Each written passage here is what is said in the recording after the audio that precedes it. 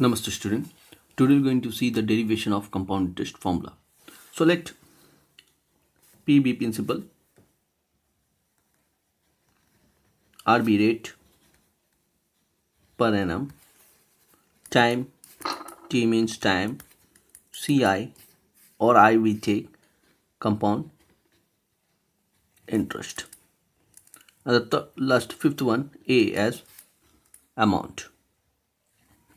Now for first year, compound interest and simple interest both are same. That means for first year, your interest, that means you can take here I also, no problem. So here I equals to what? How many percent? R percent. That is R percent of P on what? On principal we take interest. So R percent, that means R by 100 into P. This is your interest for first year. Now for second year,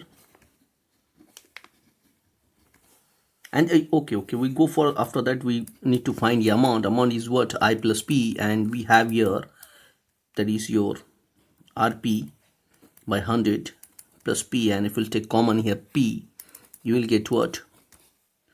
R by 100 plus 1, or you can write here P into 1 plus R by 100. This one you have. Okay. Now for second year, principal will become the amount of first year. So your amount is P into 1 plus R by 100, and here for second year your principal will become, so here we'll write here P2. So we have P into 1 plus R by 100. This is your principal for second year. That means we need to find interest for second year. That is, you write here I2. That means what? R percent. R will remain same. R percent of P2. That means R by 100 into P into 1 plus R by 100. You are getting this one. Okay. That means for second year your amount will be what? Amount A2 you can write here. That is what? That is your interest plus principal. That means here interest is what? R by 100 into P into 1 plus R by 100 plus P2, and P2 is what? P into 1 plus R by 100. So here you can see what? P into 1 plus R by 100 and P into 1 plus R by 100 is common.